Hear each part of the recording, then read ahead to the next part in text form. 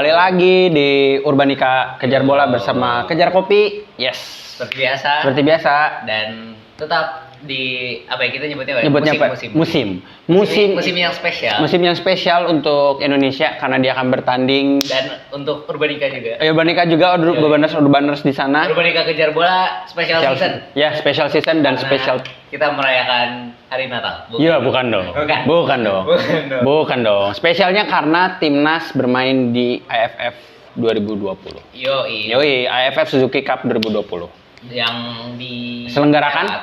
dihelat di Singapura untuk grup stage-nya ya. Tapi karena kemungkinan gini loh, Pik. Jadi grup stage-nya di Singapura untuk yang play-off-nya, jadi setelah grup stage-nya itu home away.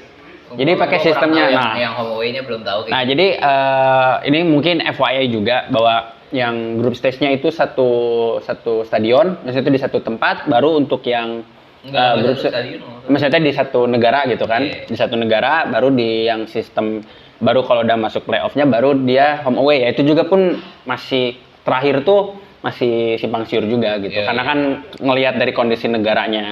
Tapi kita nggak bakal bahas lebih live. Tapi karena kita bakal bahas pertandingan Indonesia di selama grup stage. Jadi yang pertama Indonesia bakal ada berapa pertandingan berarti Indonesia? Di grup stage-nya berarti ada 4 pertandingan. Timnya alhamdulillah kita satu grup dengan Malaysia, jadi kalau bisa dia kalah, kita bisa ketawa-ketawa.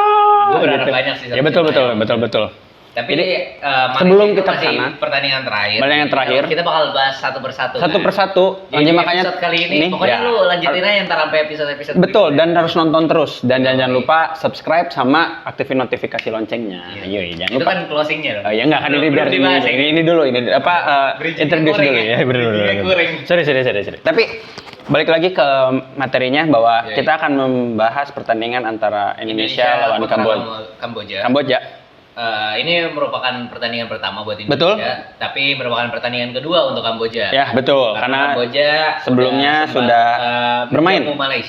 Menjamu Malaysia dan dalam kalah ya dia. Iya. Pas kita syuting dia udah main, terus dia kalah 1-3. 1-3 dia nyetak satu gol lewat penalti dan 3-nya Malaysia ya.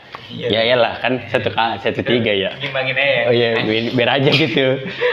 Nah, berarti kalau melihat dari dari hasil pertandingan melawan Malaysia, ya Indonesia pasti chance menangnya lebih besar gitu ya. Dan harus bisa menang juga. Karena jujur menurut gua Indonesia ya selevel atau bahkan di atas Malaysia. Ya betul. Tahun ini ya. Iya, betul. Karena memang pelatihnya dan squad list dan squad kedalaman ya gitu. Kita bahas di video sebelumnya juga kan dari kedalaman squadnya juga gokil sih ini. Pelatihnya juga sama. Akhirnya memiliki pelatih yang top dan sebenarnya dia bukan hanya top, intelijensinya tinggi gitu. Jadi dia tahu apa yang harus dia lakuin. Nah, oke. Untuk pertandingan pertama Indonesia kita bakal bahas squad-squadnya yang akan menjadikan starter. Ini prediksi ya, maksudnya tuh kita akan preview dulu, jadi kita nggak begitu ya kalau misalkan salah ya namanya juga manusia, betul kan? Apa sih ada salahnya? Tapi kalau berdasarkan sumber-sumber intel yang sudah kami temui, yang sudah kita temukan, kemungkinan besar siapa aja tuh? Kemungkinan besar Sintayong bermain formasi 4-3-3 pick, tapi lebih ke lebih menyerang ya, jadi dia lebih pressure-nya pasti akan lebih tinggi gitu, karena memang udah beberapa kali pertandingan lawan Afghanistan, lawan Myanmar, terus lawan Antalyaspor, tim Antalyaspor di Turki itu memang mereka Indonesia ini sering bermain 4-3-3, terus tapi dengan pressure tinggi gitu. Tapi ya beberapa kali ya masih banyak PR, tapi kemungkinan besar itu yang menjadi tumpuan utama Sintayong adalah di pressure-nya gitu. Dan untuk line up-nya sendiri, kalau misalkan para intel, ada intel. Menurut gue kiper pasti Muhammad Riyandi atau Nade Yosi. Ya itu kedua tim Muhammad Riyandi ya.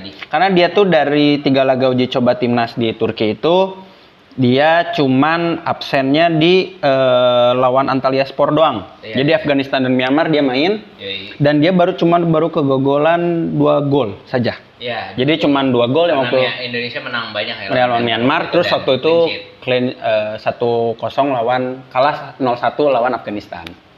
0-1 atau 0-2? 0-1 0-1. 0-1, jadi dia cuma 2 gol. Jadi prediksi gue kalau untuk kiper bakal tetap di Muhammad Riyandi. Ya Muhammad Riyandi ya pastilah ini. Kalau defender menurut lu gimana?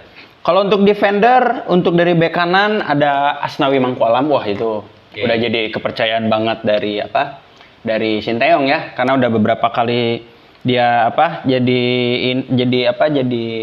pilihan Sinteyong juga dalam beberapa pertandingan dia sering dimainin. Terus juga plusnya juga bahwa dia tuh bisa jadi gelandang bertahan menurut ini. Jadi sehingga aliran bola Sinteyong mainnya tuh lumayan ofensif. Iya betul. Jadi memang pressure-nya sangat tinggi. Jadi fullback kiri kanannya itu memang harus sering rajin-rajin ke depan ya, naik turun. Jadi dia tuh kalau berdasarkan intel dia itu bisa jadi gelandang bertahan yang bisa menghentikan aliran bola gitu. Jadi ketika lagi di ini ya mereka langsung ke tengah, langsung memutus aliran bola di tengah gitu. Nah, di back tengah di sebelah kanan ada Victor Egbunevo, back dari asal Persib Bandung ini. Yang kita tahu udah senior dan udah lumayan menjanjikan lah. Ya betul. Lu bisa percaya gitu. Ya, terus juga kan dia jiwa kepemimpinan lah gitu. Jiwa kepemimpinan di lapangannya juga kelihatan dari Egbunevo. Nah, lalu ditandemkan dengan Elkan Bagot gitu. Dia back muda yang menurut gue lumayan teruji ketika Indonesia lawan Afghanistan. Ya, dia yang menjadi ini loh. Iya, dia lumayan bisa membantu bisa dibilang dia jadi tembok Indonesia dan Indonesia dan itu penyuplai bola gitu. Karena memang menurut gue kelihatan banget ketika dia cedera dan ganti pemain langsung Indonesia lumayan berubah lah gitu. Jadi ya ini menurut gue emang Elkan Bagot salah satu pemain inti lah pasti. Betul, pasti jadi andalan starter gitu, jadi andalan starternya. Lalu di back kirinya ada Pratama Arhan. Dengan lemparan jauhnya. Betul. Sampai pernah waktu itu waktu lawan Australia yang U23 kan dia main tuh. Nah, dia tuh sampai pelatihnya Australia itu sampai kaget loh, orang Indonesia ternyata punya corner kick kedua, yaitu sayang banget waktu lawan Australia kalah gitu. Karena emang posisinya pada saat itu emang grupnya agak susah. Karena kan dia cuma tinggal berdua ya. China dan Brunei Darussalam. Salahnya mengundurkan diri, jadinya cuma lawan Australia. Karena Australia emang notabene udah negara yang pasti ikut Piala Dunia gitu maksudnya. Walaupun sebenarnya di waktu lawan kualifikasi itu dia bermain tim duanya ya. Jadi pemain utamanya yang dibawa ke Olimpiknya nggak dimainin. Terus juga ada huru-hara di interimnya Australia, tapi tetap Australia bisa yang mengeluarkan jati dirinya dia gitu. Ya. Karena emang beda level gitu. Lanjut, kita ke gelandangnya nih Pik. Tengahnya nih, tengahnya ada dari gelandangnya ada Rahmat Irianto. Karena udah teruji. Ya betul. Rahmat Irianto. Gelandang jangkar atau kalau nggak salah ya udah lumayan senior juga Rahmat Irianto. Jadi gue cukup menjanjikan Rahmat Irianto untuk. Ya betul. Kan dia bisa plus juga kan dia kalau misalkan memang dalam posisi menyerang pun dia bisa jadi back tengah gitu. Jadi kalau misalkan fullbacknya lagi maju, jadi dengan shaping 3 back ya. Rahmat Irianto bisa mundur, jadi bisa 3 fullbacknya pada bisa membantu serangan gitu. Terus juga dia kan ball winning midfielder, jadi dia bisa yang di tengah-tengah di area tengah itu dia selalu bisa memenangkan bola gitu. Lalu selanjutnya ada gelandang Evan Dimas. Gelandang semua pelatih. Betul, gelandang semua pelatih dia. Dimas sudah menjadi pelatih, menjadi pemain pilihan. Indra Syafri, terus siapa? Bima Sakti. Ya betul. Luis Milla. Sampai Sinteyong saat. Ya betul. Emang maksudnya kalau ada hatersnya tapi dia memang salah satu yang terbaik di Indonesia. Salah satu terbaik. Jadi dia bukan hanya sebagai jiwa kepemimpinan yang tinggi, tapi dia juga kalau dalam intelijensi sempat dia juga udah dari kecil lah di betul. Di U19 juga. Dia bukan yang yang pernah dapat pelatihan ke Barcelona kalau nggak salah ya. Dia sempat main lawan Luis Suarez dan segala macam. Sempat yang menang lawan Korea Selatan. Iya betul. Jadi dia gue emang pas lah. Iya, walaupun sebenarnya gue berharapnya gue nggak terlalu suka sebenarnya karena emang masih banyak kekurangannya lah kalau dibandingin yang lain gitu. Tapi ini yang terbaik untuk Indonesia sekarang yang punya Evan Dimas gitu. Dan menurut gue ketika Evan Dimas dapat di tangan yang tepat seperti betul si Sinteyong, bisa lumayan. Dia menjadi gue sih kalau menurut gue dia bakal bisa jadi playmaker terbaik gitu. Jadi dia pendistribusian bola, Bruno Fernandes lah gitu, semacam Bruno Fernandes lah. Akurasi tinggi, akurasi passingnya pasti tinggi, terus pendistribusi bola yang bagus sama fisiknya yang penting. Visi pemainnya gitu. Kalau menurut gue Evan Dimas pasti. Kim Kurniawan lah. Iya. Kim Kurniawan. Aduh. Lalu ditemani oleh Ricky Kambuaya. Yoi, Ricky Kambuaya ini pemain muda juga. Dia bagus dari mana dia tuh? Persebaya Surabaya. Pemain muda yang lumayan ini ya.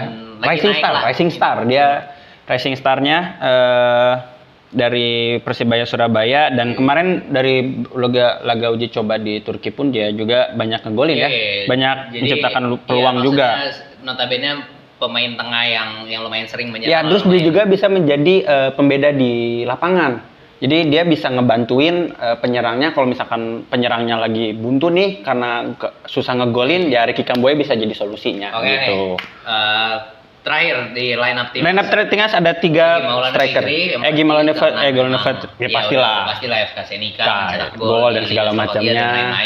Ada Egy Maulana Fikri, Witan Sulaiman, di Lecce Gedang sama Ezra Walian dari Persib Bandung. Yang mantan dari Young Ajax dan satu angkatan dengan Van de Beek. Jadi ya sekarang jadi pemain timnas. Persib No Aing. Ya dia sekarang di Persib sedangkan Donny van de Beek-nya di itu. Gimana? Jauh banget ya. Bukan agak jauh banget. Nah, kalau dari ngelihat dari skuad kedalaman tadi sama dengan formasi yang diterapkan sama Sinteyong sih chance menang untuk di atas kertas ya. Kalau kita ngomongin di atas kertas jauh lebih jauh di Indonesia. Pun ketika tadi gue lihat lawan Malaysia sangat lumayan kuat, mendominasi pertandingan. Ya.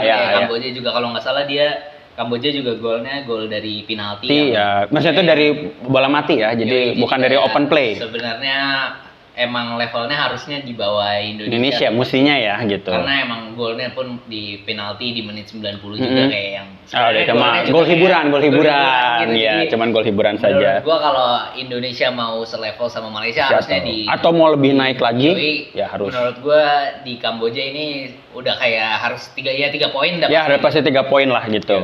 Itu sih menurut gua. Gitu aja ya, paling prediksi. Kalau untuk prediksi skor, gua megang Indonesia 2-0. Kalau gua sebenarnya bisa lebih besar? Agak ngeri sebenarnya di kebobolannya sih menurut gua karena memang PR-nya Indonesia itu. Iya, agak susah sih kalau misalkan clean sheet ya, kalau agak susah untuk clean sheet. Kemarin di Myanmar juga agak ngeri. Jadi menurut gua prediksi gue ya kalau nggak 2-1, 3-1 ya. 3-1 kalau nggak. Oke. Jadi nggak, yang penting berapapun poinnya kita harus tetap mendapatkan poin. Mau 1, mau 3, poin itu sangat penting untuk Indonesia agar bisa lolos terus. Iya, menurut gue emang harusnya di Kamboja ini menjadi 3 poin pasti. Ya, 3 poin sih. Itu aja dari kita. Semoga mendapatkan pencerahan mengenai pertandingan nanti. Dan jangan lupa untuk nonton Indonesia versus Indonesia terus dan lawan Kamboja tanggal berapa? Tanggal 9. Tanggal 9 Desember dan nontonnya jangan lupa pakai Kejar Kopi. Yo. Dan jangan lupa juga subscribe dulu. Jangan subscribe. Sini. Jangan lupa subscribe. Di sini. Ada telepon interaktifnya. Di sini. Ya. Subscribe dan jangan lupa aktifin notifikasi loncengnya biar tahu update terus bola dari kita berdua. Dan pertandingan AFF makanya gitu. Kita kan bakal lanjut terus di setiap pertandingan AFF, kita bakal ada review dan previewnya gitu kan. Jadi makanya harus terus nonton dong. Karena ini special season untuk timnas Indonesia mengejar PLF 2020. Oke. Oke, sampai puasa dulu. Akhirnya bakal kita ketemu lagi di video-video selanjutnya. Jangan lupa untuk subscribe. Dah. Di sini. Dah.